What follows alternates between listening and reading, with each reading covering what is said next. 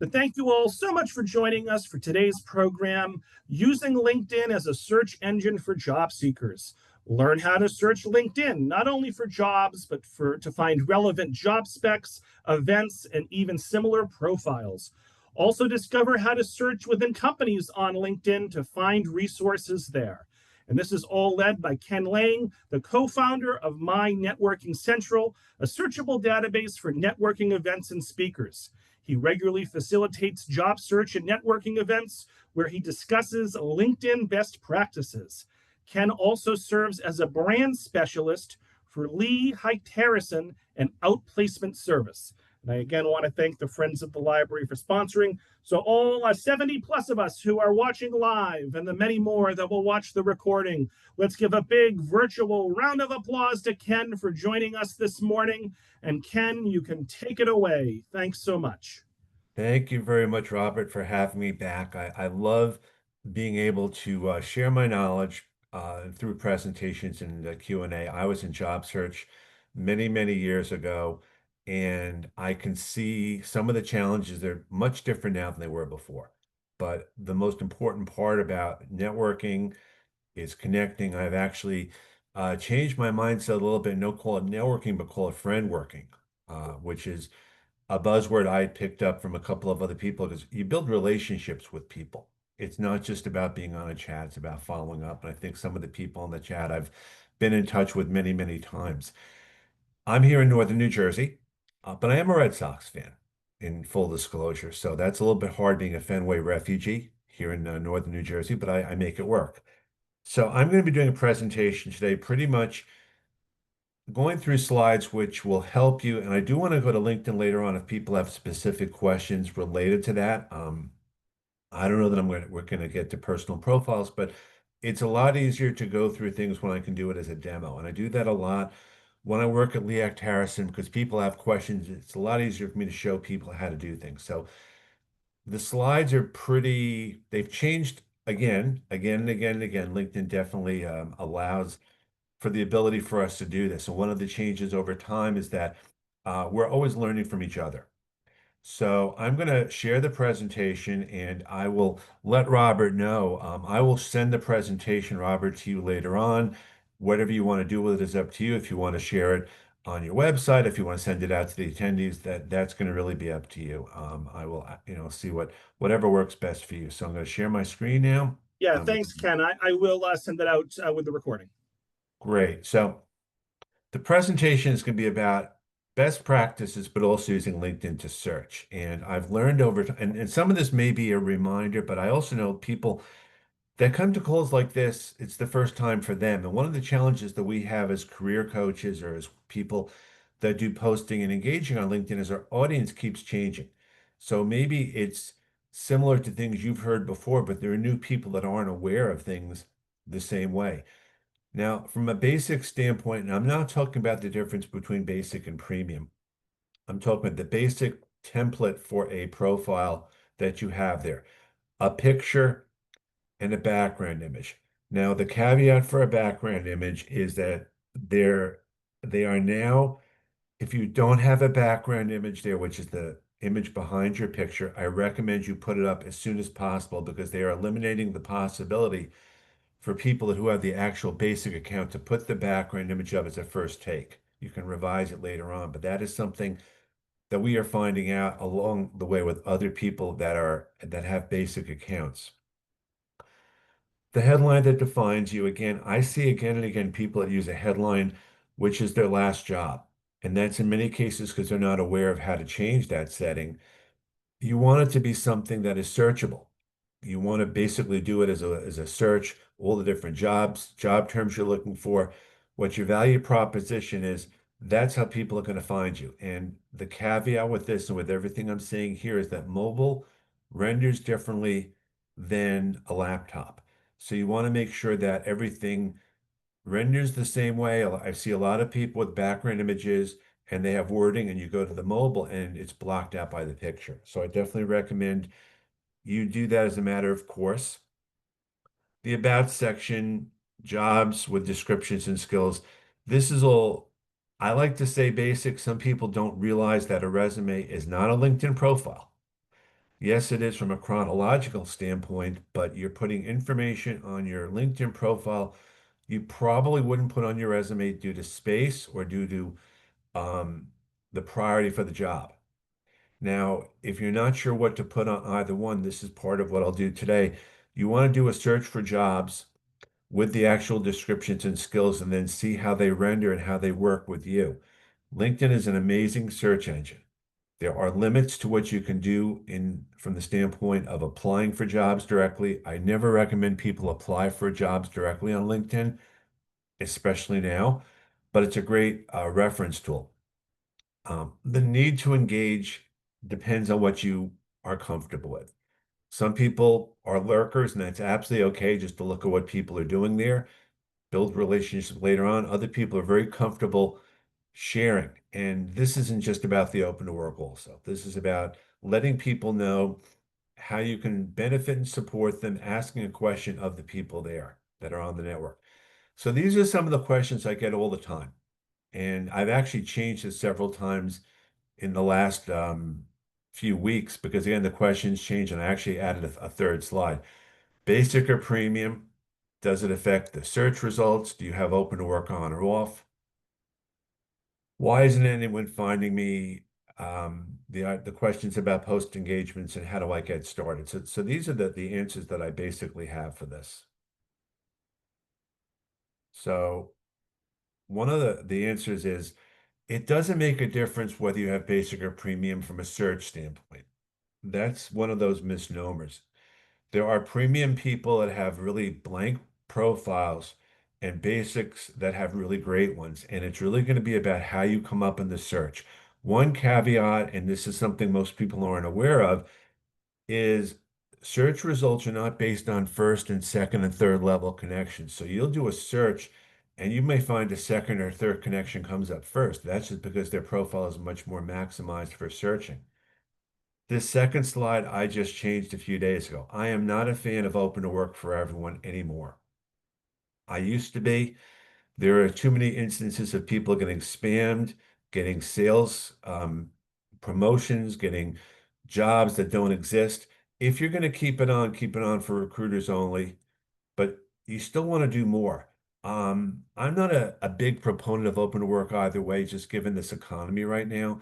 It doesn't hurt, but I don't think it really helps so much. There's just too much noise out there. But again, I'd love to get feedback from other people later on. The engagement is another issue we are finding again and again. They have just changed the algorithm, which there are probably multiple ones, so that they're engaging. You may have find posts there that are a week old, 2 weeks old, or a few days old, as opposed to the most recent one. There is a way to change that in the settings, but again, this is not about numbers. I'm a big believer in LinkedIn being a quality versus a quantity aspect. And that's why if no one engages, don't worry about it because all it takes is one person. And the way to get started is just to do it. What I would recommend people do after a call like this, you have all the people here that are in the chat, promote that you attended the session. You don't have to promote me. I would definitely promote the library. This is a networking event. So these are the questions I'm now getting a lot of. And I'm getting these now as much from Leah Harrison clients as others. People are always having trouble with LinkedIn. So they want to know how to open a support ticket, which is the way you do it here. You don't, although there are ways to reach out to them, you have to open up a support ticket with them. At this time right now, there are three of my fellow trainers that are in something called LinkedIn jail. They are blocked from posting on LinkedIn. No one knows why. In one case, one of those trainers is banned indefinitely. And again, we don't know the reason why, but we all try to support that person. And that's why you have to be very cognizant of certain things there. I get the question by merging and deleting a duplicate profile. If people have questions about that, I'm going to send a follow-up with a link to where to do this, and the same with the support ticket. There are now 4 levels of LinkedIn paid. There are pros and cons to each. I recommend everyone on this call, if you don't have premium, don't do it unless you're really comfortable with it. Don't do the 30-day free trial until you really think you have the ins and outs. And if you really push harder, you can get it for 2 or possibly 3 months. Don't assume that it's going to be ending at that time. The bottom one is also the AI. AI is being used to determine a lot of things on LinkedIn, and you really want to understand it. So before going to send you the link for the how to open a ticket, you want to have first have screen captures for what you're looking to do. You can send them to X. I recommend that. Open a ticket. Or the simplest thing is ask me or a fellow career coach for advice on what to do. Because sometimes it's easier to reach out to one of us because we've unfortunately been down this road before. And we do a lot of Q&A and a lot of quick questions. And all of us as coaches are very happy to answer a very simple question like this because we come across it all the time. And a lot of us didn't have the support that we had before with other people here. With a picture and image, you want to make sure you're smiling. That's the most important thing. I see so many pictures where people aren't smiling. And I wouldn't want to connect with someone or work with someone otherwise. Uploading an image and using the pronunciation feature. The pronunciation feature is a nice to have. I don't really know how beneficial it might be from a job search. There was talk a while ago about marketing yourself again. People are just so overwhelmed with this platform now that I would just keep it simple. The headline is definitely the way to do that. Use the 220 characters. I would not put down in the 220 characters open to work necessarily.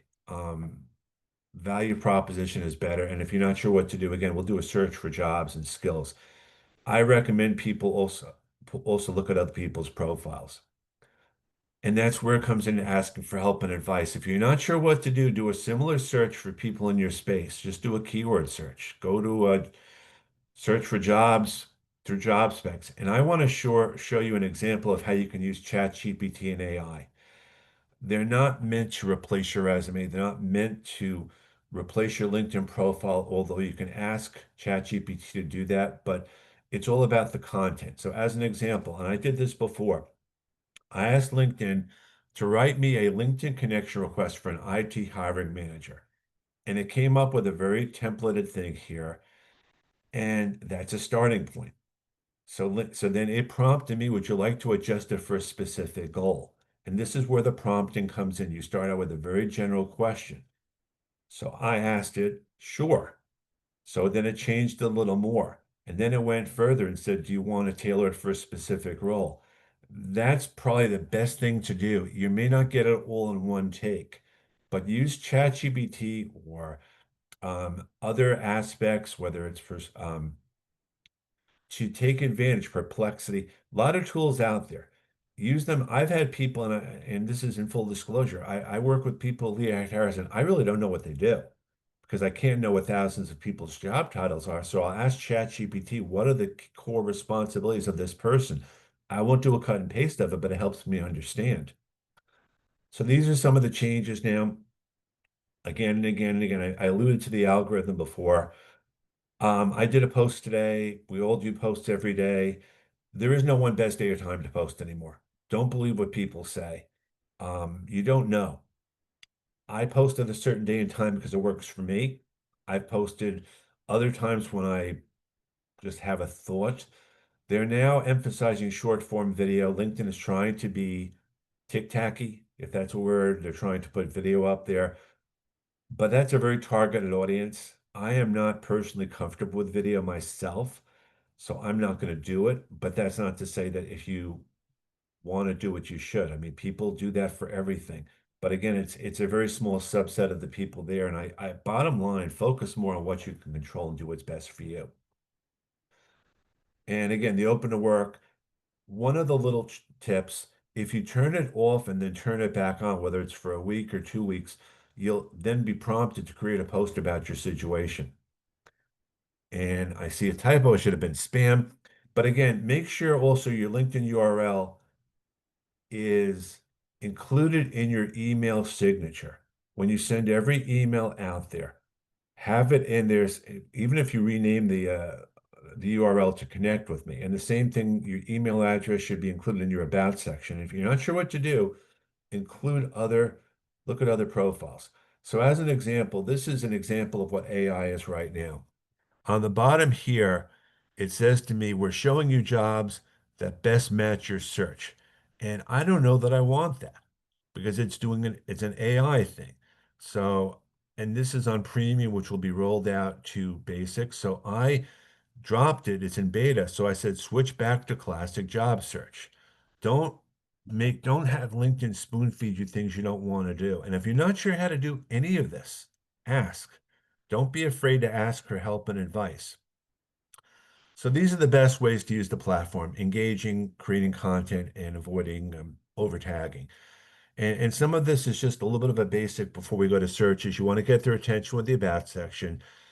I'm a big believer in not doing a regurgitation of the resume. You want to get their attention right away because they're not going to read the rest unless they see that. You want to include links here to your skills, and this is how you edit them. But I want to get to the focus of today, which is the platform as a job search tool. Most people don't think of LinkedIn as a search engine. They think about other things. LinkedIn is probably the best job search engine out there for advice, networking, uh, information.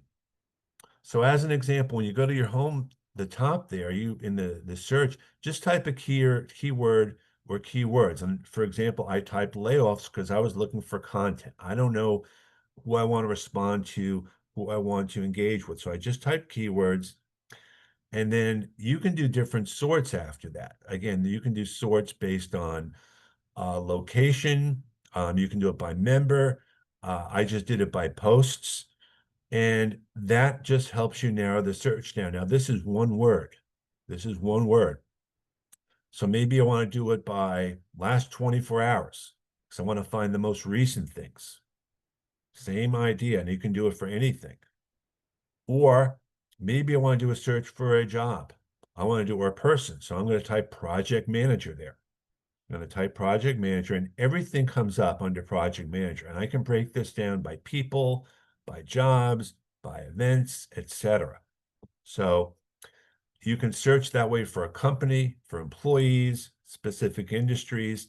And a lot of this I want to do in real time as well as going through the slides because it's a much easier thing to understand. But this is what I call a show and tell thing. I do this at Leac Terrace as a show and tell thing. I'm doing a search here from a recruiter standpoint. I'm typing the keywords we're hiring. And all I'm seeing at the top here are people that have we're hiring there. I can type I'm hiring. Now, there's no way I'm going to get through to 35,000 people that way, but I can break it down by locations, by companies, anyone that has that there. It's just an amazing thing to do. So under we're hiring, I can break it down by location, which is probably the easiest thing to do. And you can break it down to your part of the country. You can then break it down further. Like I'm the New York City area, I could break it down by an industry even further. By New York City, I've got 2,200 that are hiring. Now I want to break it down by technology or whatever the language is. And I get all different things. The other way to do it is by I type account manager as a title under jobs, and I can select the experience level because I don't want 20,000 account manager jobs. So I did it by mid-senior level. I knocked it down in half. I can select even further. Under account manager, I can do financial services. I can go even further and I can say in the last 24 hours, account manager, mid-senior level, and now I got 40 results. And the good thing about that is you find out the jobs that are posted first as opposed to the ones that are older, because generally speaking, you have the better chance early on. And this is an exercise. I do this a lot for job seekers. Again, this is not to replace other things you do, but it's definitely something that I like to show. Now, this is this is like an IT trick. This is I'm a nerd, IT nerd here.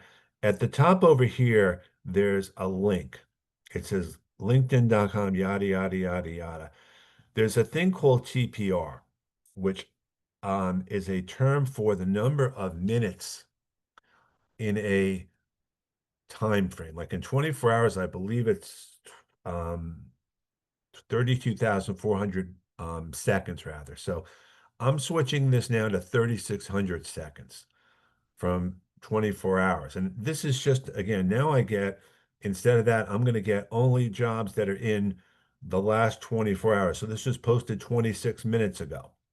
So now I've got 34 results. Again, I recommend doing these just to try them out. Again, different things are going to work for different people, but I like to show different searching.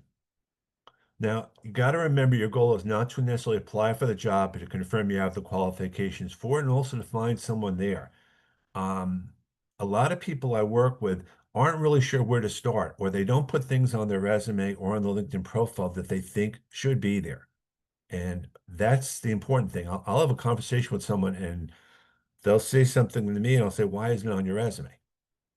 Or what I get a lot of is what I call acronym crazy things. I mean, you can't assume people know what acronyms mean. Sometimes if you take the acronym off, it's just as relevant a profile. I am I implore people that when you accept a connection request, don't follow up right away. And that means don't be salesy. Nowadays, we are all inundated with stuff. I used to say in the beginning, when you connect, send a thanks for connecting right away. My inclination now is to wait a day or so. Definitely if you have an interview with a company and you've worked with, you interview with them, that's a great way on top of sending a thank you note to send them a connection request. That's understandable. But my mindset now is not to connect. I don't even connect with a lot of people anymore, not because I'm afraid of getting rejected or anything, but I would just rather sit back and see what people do and learn from others. And this is a term, there are a lot of them out there. There are a bunch of people that all agree to interact with each other's posts, and then it's a pay to play thing.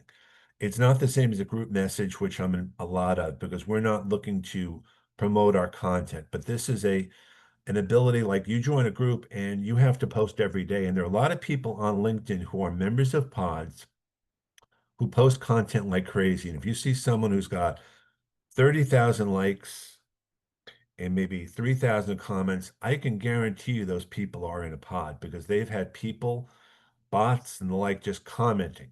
And it's great from a numbers standpoint, but it does nothing in terms of building relationships or finding jobs. And that's why I'm saying you can't get caught up in the numbers.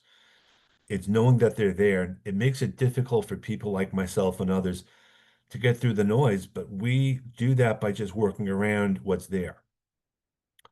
So this is an example of what really frustrates me a lot. LinkedIn has eliminated over time the number of connection requests you can make on a basic account. And I think it's down to 3 a month now. The issue really is this. You can't connect with people the same way with a personalized connection request. But people like myself, if we look at your profile and we think it's a good profile, we will connect with you. We will disconnect with you if you try to sell us something right away. And I probably do that 3 or 4 times a day. But don't be afraid to connect with people. The likelihood of you getting reported to LinkedIn is slim and none. If you don't hear back from them, you don't hear back from them. But don't be afraid. I mean, one advantage of having a lot of first connections is you can message each other. And a lot of people that have the square LinkedIn next to their name, they're open to getting free messages.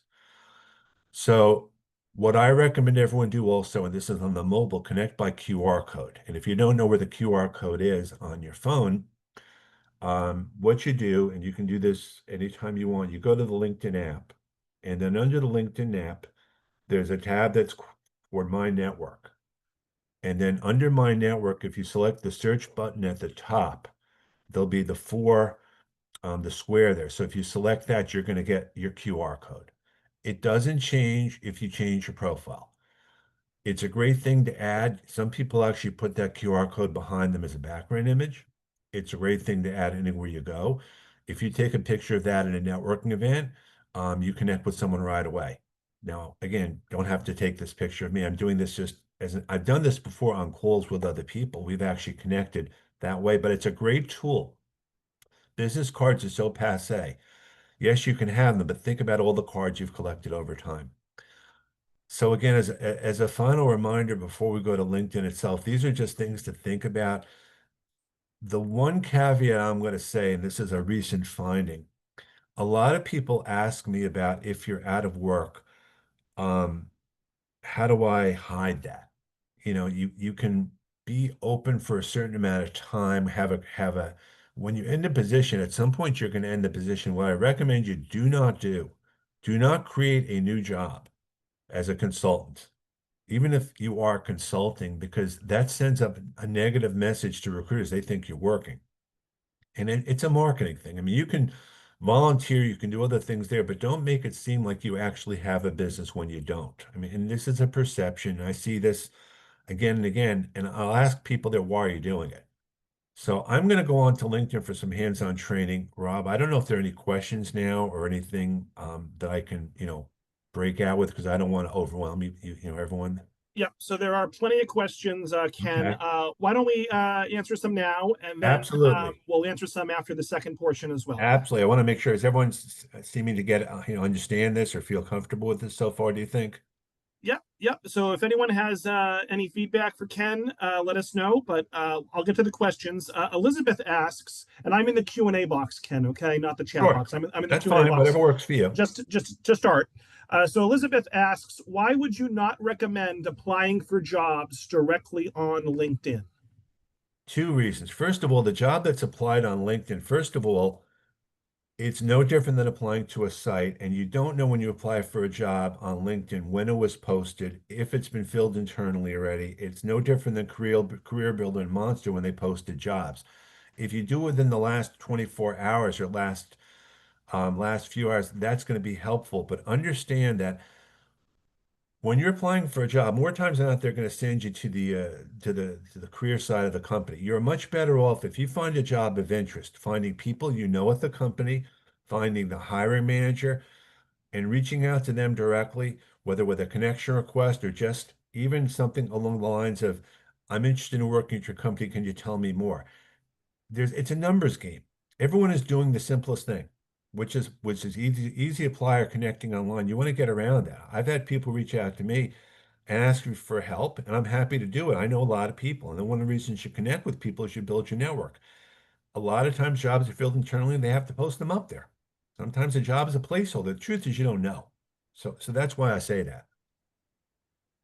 Dr. Sonia Mitchell is greatly appreciating your presentation. Lisa asks, are the posted times of the jobs really accurate? I have clicked on a position that was posted an hour ago, and I find out the position is no longer open.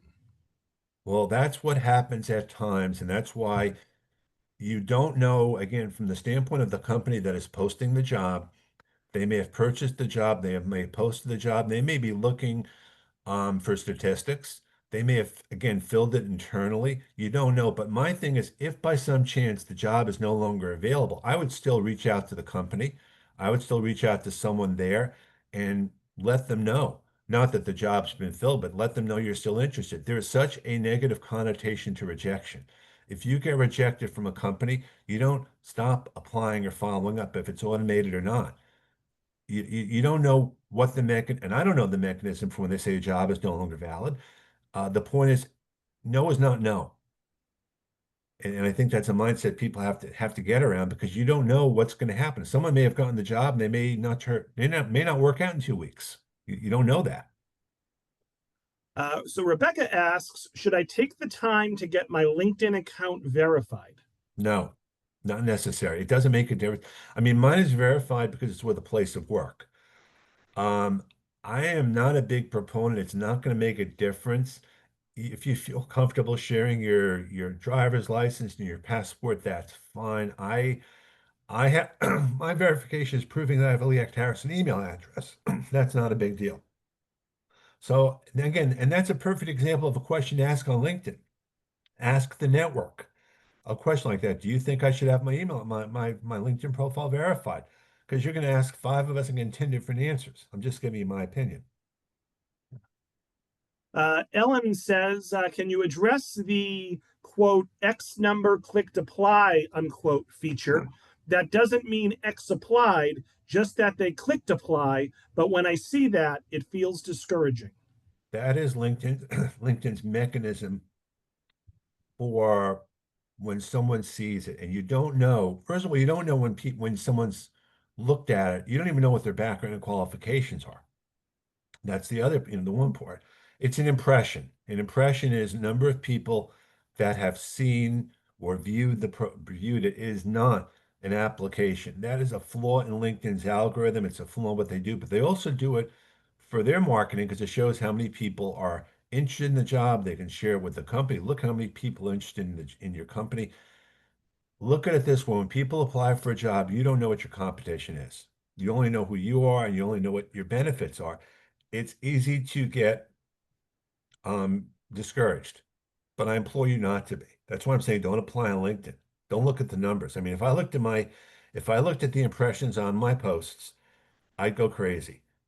I see people have 30,000, 50,000. I could care less because it's a quality versus quantity thing. I'm not saying that this is easy. It's a little counterintuitive, but you'll feel better once you get certain things, you don't think about certain things. So Cindy asks, I'm going to ask Cindy's question, then I'm going to clarify. Cindy asks, why do you advise against getting a premium membership? And I think what you said, Ken, was if you're not comfortable, don't get it. But can you expound on that a bit? Well, there's so much with the basic. The problem with the premium, if you get it, is if you don't know how to use it, you have a time limit. You have a clock, a 30-day clock, whatever it is. My question back would be, why do you want to get premium? That would be Can I, my pushback. can I follow up to that? Yeah, absolutely. So another commenter with the initials RL says, it looks like we can only send 5 personalized notes with a connection request each month. That's Is there correct. a way to efficiently use this? And so I know that's one of the drawbacks of having the basic account is you can only do the 5 personalized notes a month, whereas if you have premium, it's unlimited. So what are Well, your thoughts on that?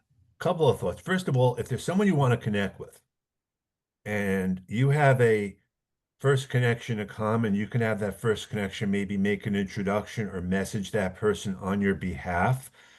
Or you can then, if you are a first connection with that person and then they're a first connection with the other, see about if you can have a three-way conversation. Just take it instead of a connection request. So, for example, if you and I, Robert, are connected, and Robert, you're connected to someone else that I'm not connected with to, I might say to you, "Hey, Robert, um, I'd be happy to have a conversation with your friend. Add them to this conversation that the two of us have, and we will have a three-way conversation. You will introduce me to that person, and then you guys can then take it on from there. It's just kind of building off the relationship, if that makes any sense. Yes. Okay. Laura asks, is there a way to filter out reposted positions from postings in the last 24 hours? No, I wish there was. Yeah. Ask LinkedIn for ask them, see if they'll do it someday. I mean, we try like crazy to get. One of the things we wish they would do is let us create recurring events, and instead of creating an event every day, a new one, and just having the same people instead of re-inviting. I mean, that's a whole different discussion. But I wish there was. And then Pam has a comment to your comment about not responding right away to a connection request. Pam says, responding right away when someone accepts your request, I look at it as if you're on. I look at it as you're on their mind at that moment. So do it soon after, as opposed to waiting and then they've moved on to something or someone else. I think it depends on the situation. It depends are two words you learn a lot of in job search. If it's an HR person, sure.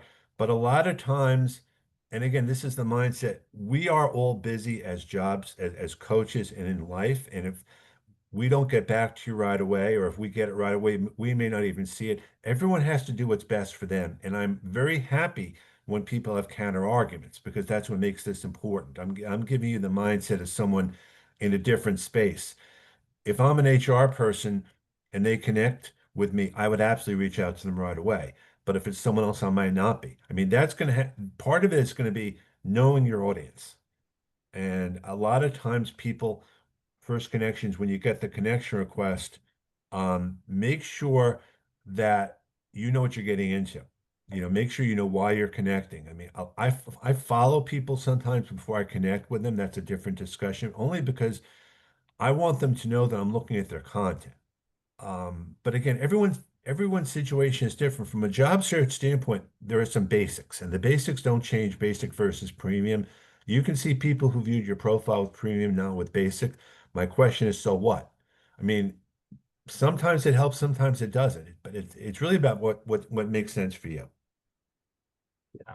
So, Ken, I don't want to derail us. Would you want to answer a few more questions now, or should we get to the LinkedIn portion and Well, then circle back to?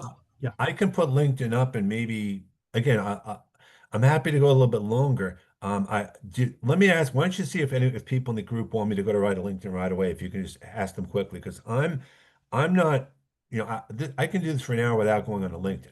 I'm happy to answer Q&A, but I want to make this relevant for what you want. I mean, yeah, Ken. So, if we went to LinkedIn, what would you show us? I would show you, or I'd ask someone, I would show you, for example, I would show you some of the searching. I would ask for questions Mhm. from the audience. And again, like I said, a lot of this is a lot easier to do. So I'll share LinkedIn. Yeah, why don't you share LinkedIn? We'll do that for approximately 15, 20 minutes, Yep, and then we'll go a little bit over and do some more questions at the end. absolutely. So just give me a chance to, uh, And folks, while Ken is sharing his screen, just a reminder, I will send an email later today with a link to this recording.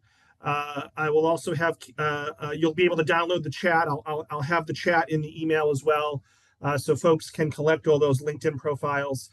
In addition, I'll have Ken's slides, and then I'll have information about all our July and August meetings as well. okay. So So I am now going to be going to LinkedIn. LinkedIn it is. All right. So I'm on LinkedIn now.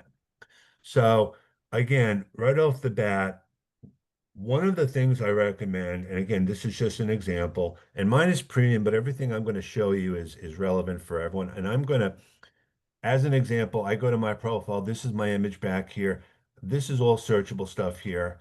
Um, what I like more than anything else, and this is one thing I definitely want to show, when you get down to your skills, they only show you the first two skills. You may have a lot of other skills, and people always wonder, how can I move the skills around? So if you select the pencil on your skills, and then you select the three dots there, you can reorder skills up and down, up and down.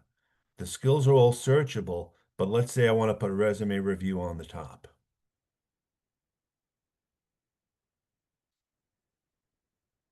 Or this, let's say, whoops, sorry about that, went too fast. So I put resume writing on the top, and now it shows on the top. And again, when someone is looking at your profile, they may not see all the skills. So you want to show the first two there. Now, the other thing which is not utilized a lot is recommendations. You want to have people recommend you, and you want to recommend them, especially if you're out of work. Um, from a person's profile, there's two ways to do it. When you go down to the area here, um, you're going to have to, under the resources on yours, you're going to have the ability to ask for a recommendation. From mine, because it's on mine, you can go down to here the same way. If you have a recommendation and you're going to select right here, recommendations, you're going to see um, ask under the plus, ask for a recommendation or give a recommendation. So let's say I'm asking for a recommendation. I'm going to select ask for a recommendation, and I'm going to search for people. Now, people have to be first connections. So for the purpose of this exercise, I think Robert and I are our first connection. No, we are Robert Hayes. So here, I want to ask for a recommendation. So it's going to say, how do I know Robert? And again, I'm just going to go through, and the positions are going to be my positions. So Robert, I want you to recommend me for this. And I'm going to say, hi, Robert. I will probably change the words, and then I'll send it. And Robert, I'll ask him to recommend me. And that's one way around it. The other way is to give a recommendation, and it goes in reverse. So maybe I want to um, give Robert a recommendation. And the difference this time will be when I ask for the recommendation, the relationship will be whatever it is, but the position will be Robert's position. I like to use this type of thing as a way to get back in touch with people. It's not utilized that much. And I think that's an important thing to do. Again, I'm not as big a believer in worrying so much about all the different, you want to have different skills and things, but you want to be found. So what I will do for someone is I will ask them, again, hypothetically, I'm a product manager. So I'm going to say product manager, and I'm going to say product manager, I want to look at people. And I'm going to say there's too many people here. So I'm going to break it down. I'm going to look at first connections that are project product managers. And I'm going to look at all different profiles. Now, as an example, this is a person who's a product manager, and I'm calling this up. Again, they have multiple terms here. They're showing up this way. They have a keyboard in the back. They happen to be open to work. And if you look at this, this is what I like here. They list all their core competencies and all these things here. No one may read these things, but they're searchable. And I would do this in the opposite way. Instead of product manager, I would look at jobs. And I would do kind of what I was doing before, experience level, mid-senior. I'm gonna change United States. I'm gonna make it New York, gonna make it New York. But again, I'm not looking for a job. I'm gonna say, first of all, product manager has different job titles. So I'm gonna call up a product manager and I'm gonna put a salary in just for the purposes of the exercise. And I'm gonna say to whoever I'm working with, here's a job. I'm calling the job up. And I'm going to scroll down to the job and I'm going to say, have you done these things? Have you done these responsibilities? And if you have, how have you done them? I'm not saying do a cut and paste, but sometimes it gives you ideas. You know, these are the things that I, in a general way, like to do. My feed also, and this is another thing which I recommend people do, you have over here in the feed, you have a three dots. And you have the ability within your feed to hide things from your feed. And the more you do that, the better your feed comes up. I mean, you can't get rid of everything, but you can do things like this, and then LinkedIn's algorithm knows you don't want to see certain things. I mean, this is pretty much set up the way I want it to be, but if you don't have a feed and you haven't decided that you want to get rid of things. The other thing which I recommend you do is download your contacts. And this is one of the things which just got hidden again, and I will probably have to send a link. If you go to your me and your settings and privacy, and then you go to data privacy, there's a thing that's called get a copy of your data. And you select that there. You used to be able to just download connections. Now you have to download everything. But by doing that, you have the ability, and I'm going to show you in a second. I'm going to exit from here and go to my own laptop, what ends up happening. So I'm going to go to my laptop and I'm going to go to here. Just give me a sec, guys, because I want to show you how it looks. So if I go to, and I'm going to share my screen in a second. So I'm going to share my screen now, and I'm going to go to, when you download something, you're going to have something here called, and it says basic LinkedIn data export here. All you care about here are your connections. I mean, you'll get everything you want. So if I select my connections, this is what shows up. You know, you space it out a little bit and you can break by connected on, position, company. If they've added an email address, it's there. It's not a requirement. And then you can then, if you do this every month or every so month or so, it'll tell you the most recent ones at the top. So the last time I did this was May 2nd. So let's say you do this 2 months from now, you can take the most recent ones at the top and you can build from here whatever you want to do. Again, this is just another thing that's out there. I basically now want to go back to LinkedIn and see if anyone has any specific questions besides that, because I want to be respectful of everyone's time, but I want to make sure I'm hitting on certain points. So let me go back to LinkedIn and you tell me, Robert, if there's anything else that you would like me to chat about. Yeah, sure. So there are still plenty of questions in the Good. Q&A. And at this point, folks, if folks could put their questions in the Q&A as opposed to the chat, that would be Do me helpful a to favor. Any me. questions I don't answer, send them to me later on and I will reply back. Yeah. if we don't get to them. I just want to, put that out there. So if anything, I will get to the questions, but if we run out of time, they won't be unanswered. Yeah, no, I appreciate that. Okay, so Austin says at one time, group memberships helped to facilitate first degree connections and the ability to connect. Do groups still provide that benefit? No, it's no different than connection requests. You're limited to the number of messages you can send. So, and groups are not as well used anymore. I would recommend finding an alumni group, whether it's at a college or a place you used to work at, but groups are not a good place anymore because they've de-emphasized groups. I'm not saying you shouldn't join a group, but they're not, for the most part, they're not as beneficial to message people anymore. Now, Ken, I know you said you were going to send a link with information I'm going to to send me. multiple links. I'm going to Yeah, send but multiple links. yeah, so let me read it. I'll read Kathleen's question, but I know you have a link for this. I have three LinkedIn profiles and have been trying to consolidate without duplicating or losing contacts for so long. LinkedIn has not been helpful. They send me FAQs or instructions that aren't relevant. Any suggestions, since this has been a significant rate limiting factor for my search? Well, what I'm going to do is I'm going to see if I can find this in real time, actually, because I love to have I love to have a challenge. So so I'm just typing merge LinkedIn connections at the top, and here this is what happened. And I would recommend that everyone do the same thing. So I'm going to share my screen. I just typed merge in Google, and it says merge and close duplicate accounts, and I got this in LinkedIn Help, and it tells you what to do. So I did a search. I said merge LinkedIn accounts on Google, and it came right to this help. It is not easy to find help.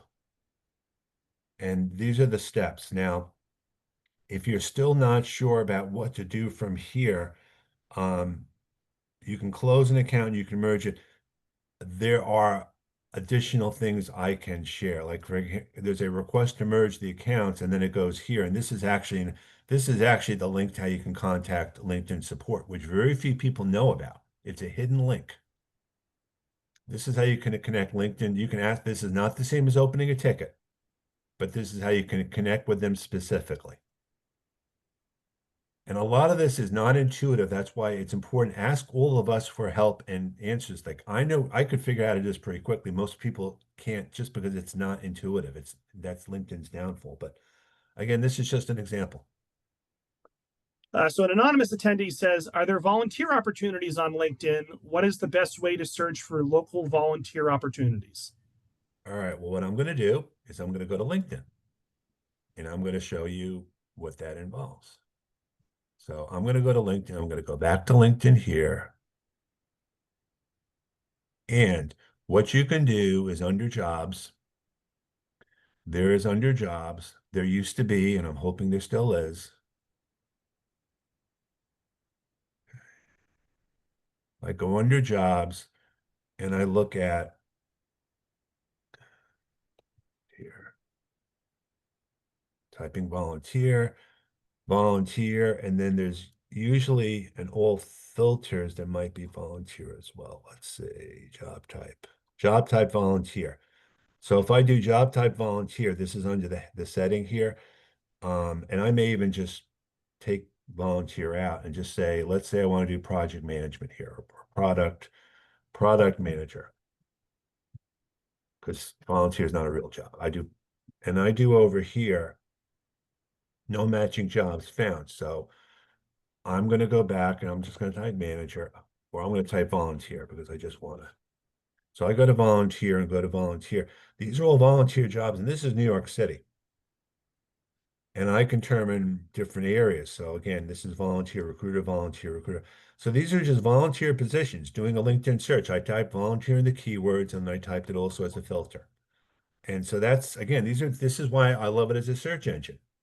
And some of these are remote. Dr. Sonia Mitchell writes, you mentioned about not adding your consulting works. I have been consulting since 2001, though. How But would you suggest I add or delete? no, let me preface it by saying this. If you've just lost your job, and you're saying I'm consulting now for the a new job. I'm not saying not consulting in the past. Mhm. That sends a mixed message.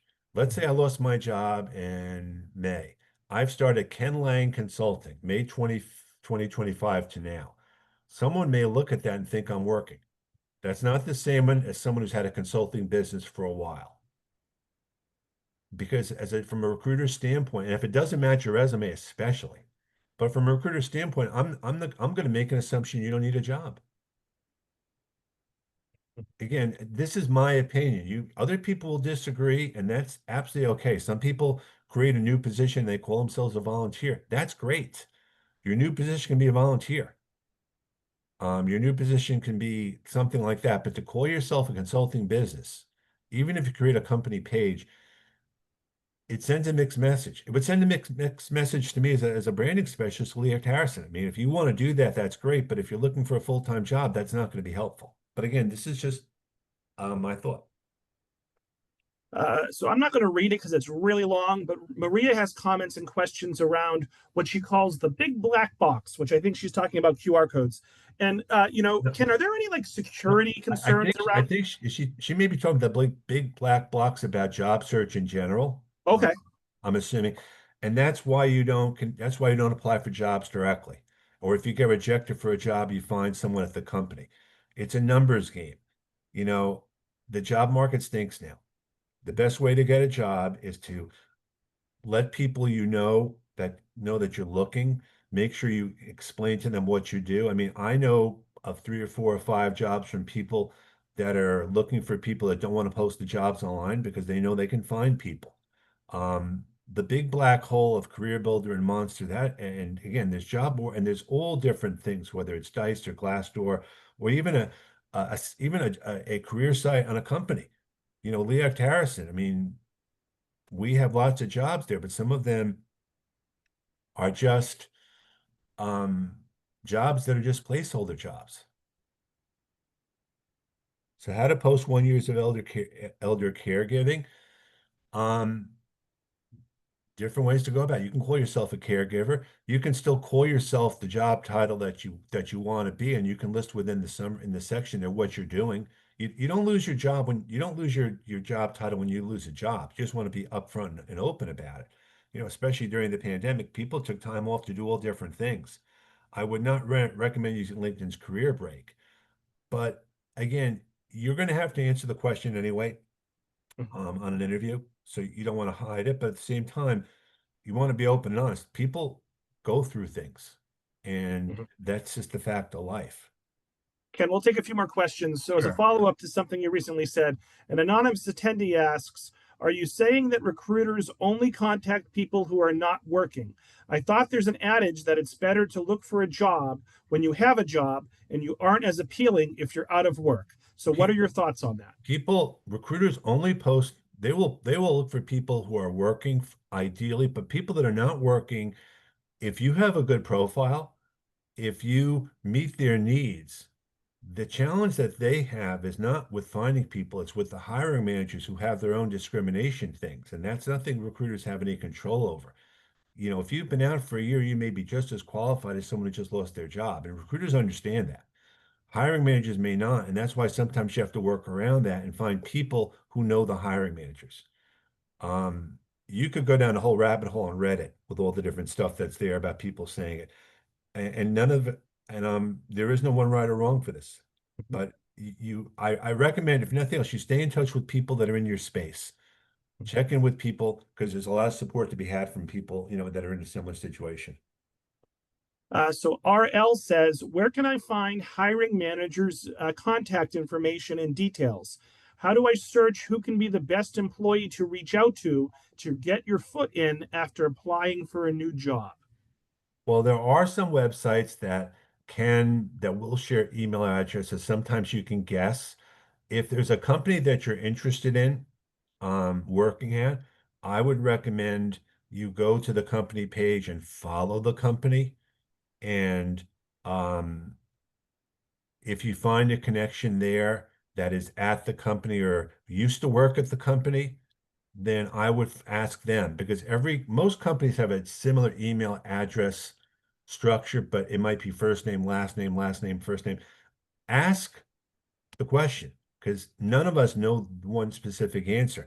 If you have a certain company in mind, best thing to do is ask a former coworker or ask someone, um, who can help you because there are jobs, there are places out there. It's not an exact science, but the better you can be at it, the better, the better it is for you.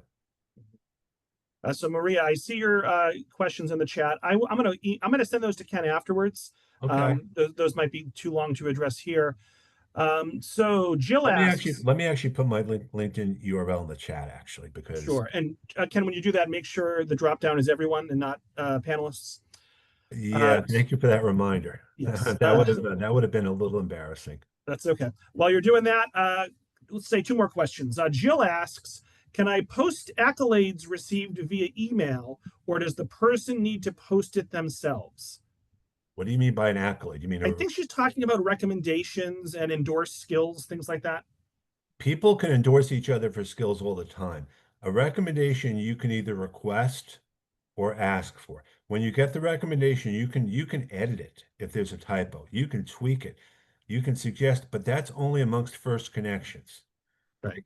Like if we're not first connections, but the goal of that is it used to be, and I say this a lot of later, Harrison, people put references upon requests still on resumes. These are your references. Ask them to recommend you. If you have a references, have them recommend you on LinkedIn.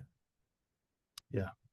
Yeah, I think in her case, and I'm just surmising, but I think that maybe people have emailed, letters of recommendation, but maybe those people aren't on LinkedIn. So how do you get those letters on LinkedIn?